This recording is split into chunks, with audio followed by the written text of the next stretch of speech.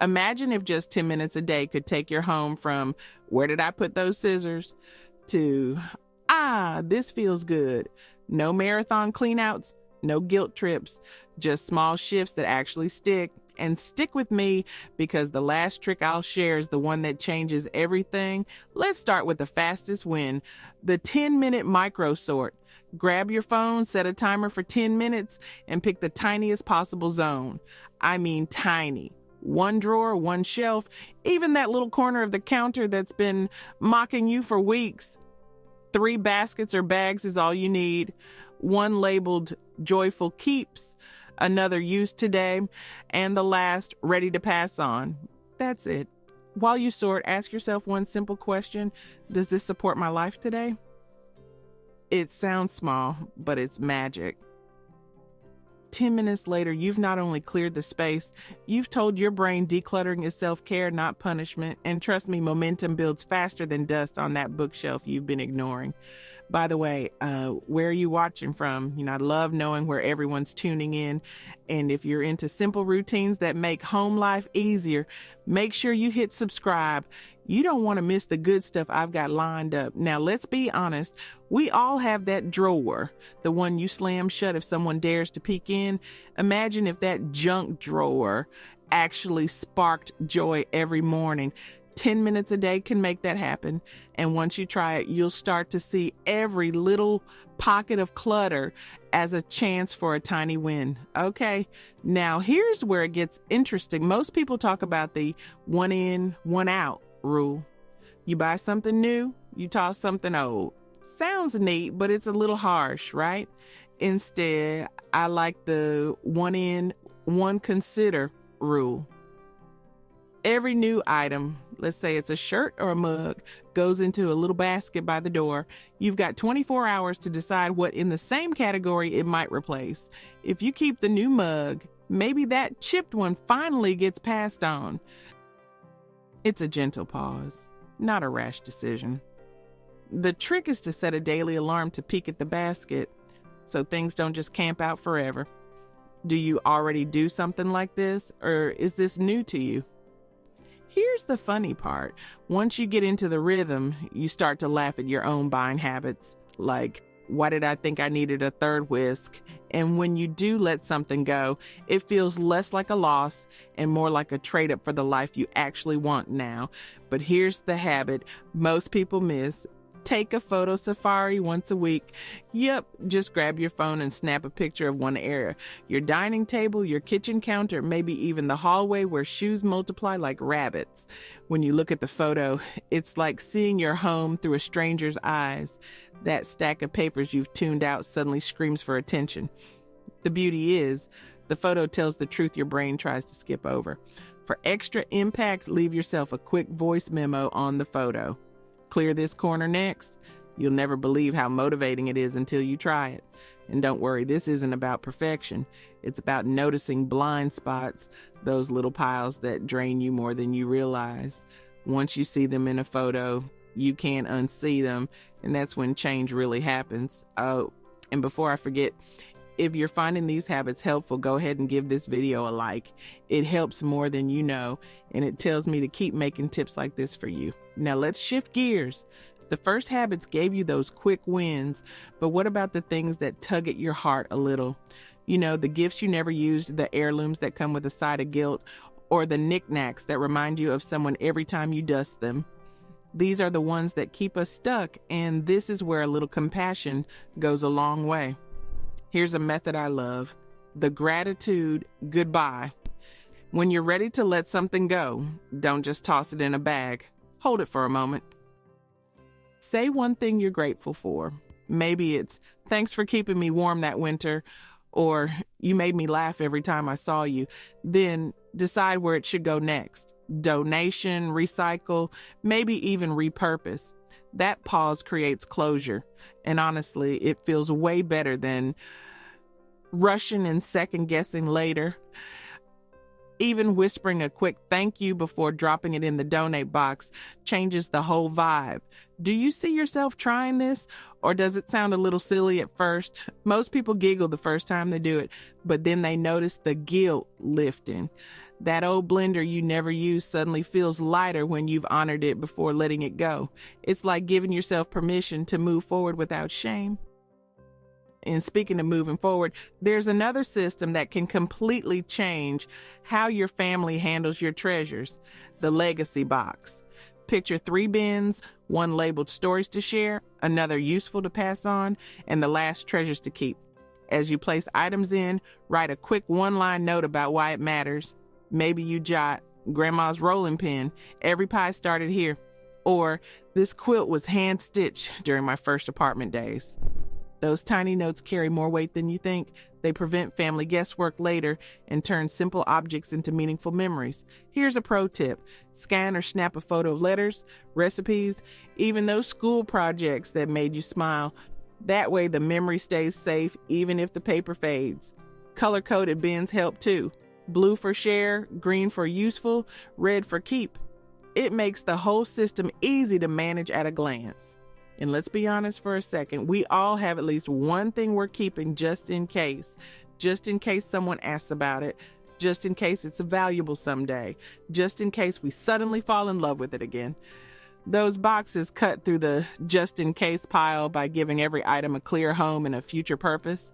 The best part? This isn't about erasing your past. It's about curating it, keeping the stories alive, passing on what's truly useful, and letting go of the extras with love instead of guilt. When you open that legacy box years from now, it won't be a jumble of random stuff. It'll be a collection of moments you chose to preserve. And here's a little curiosity spark for what's coming next. Your home isn't just about stuff. It's also about how it makes you feel every single day. Some spaces drain you, some energize you, and once you notice the difference, you'll never look at your rooms the same way again. Your home is more than piles of things. It's the atmosphere you wake up to, the mood that greets you when you walk through the door. That's why one of my favorite habits isn't about stuff at all. It's an energy audit. Here's how it works. Take a slow walk through your home and notice how each room makes you feel. Do you step into the living room and breathe easier? Or do you feel that little knot of stress because of the overflowing side table? Grab a notepad and simply jot a plus sign if the room energizes you, or a -, if it drains you. That's it. 2 symbols, quick and clear. The magic comes when you act on just one of those draining zones. Don't overwhelm yourself trying to fix the whole house. Focus on that one corner, that one surface, and give yourself a quick win. The emotional boost from tackling just one minus space is stronger than clearing 3 neutral ones. It's like flipping a light switch on your mood. And let's be real, we've all got that minus zone we try not to see. Maybe it's the hallway chair that's really just a coat rack in disguise, or the dining table that hasn't hosted a meal in months because it's buried under mail. When you call it out and clear it, the shift is almost instant. Now, here's the part that goes even deeper. Sometimes clutter decisions aren't about today, they're about tomorrow. That's where the future self visualization comes in. When you're holding an item and can't decide, close your eyes, take a few deep breaths, and picture yourself 5 years from now. Ask, will future me appreciate this? It's such a simple question, but it clears the fog. Maybe you imagine future you enjoying wide open countertops, free from gadgets you never use. Or you see yourself moving through a home that's lighter, easier, less demanding of your time. That vision makes the decision for you.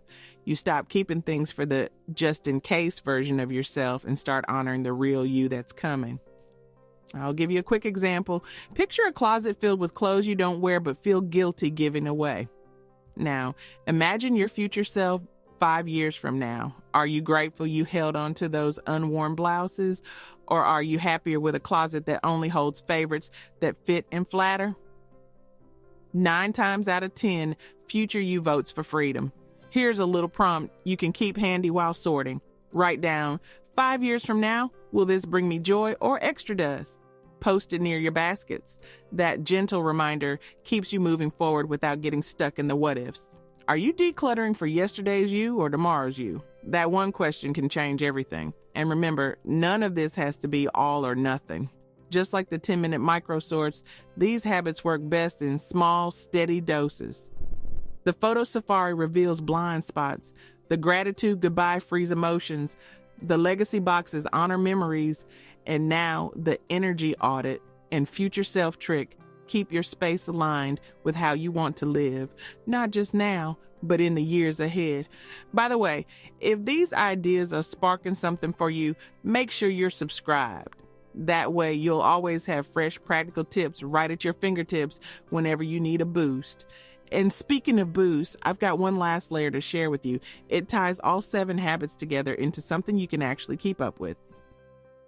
Think of it as your reset button for home life, a way to stay ahead of clutter without ever letting donation bags or piles sneak back in. Here's the final piece that makes everything stick: the scheduled donation run. Sounds almost too simple, right?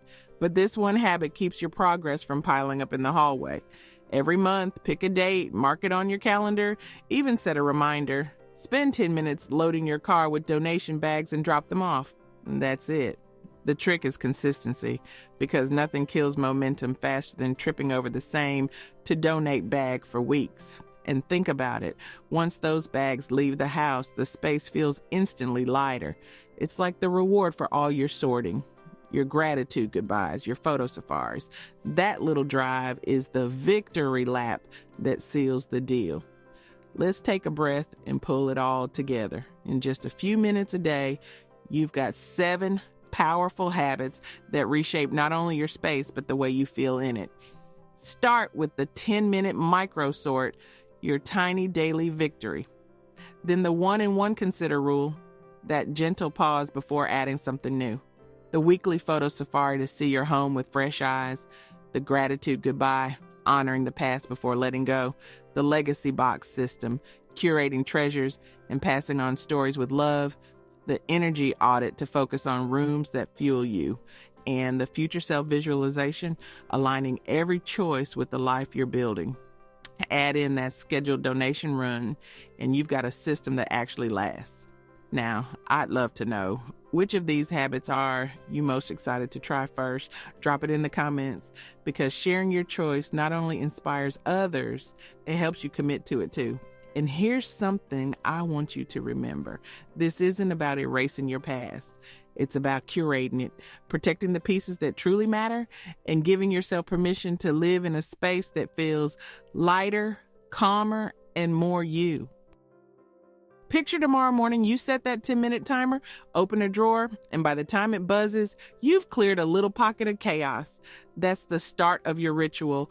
That's how calm begins. So, are you ready to start your 10-minute ritual tomorrow morning?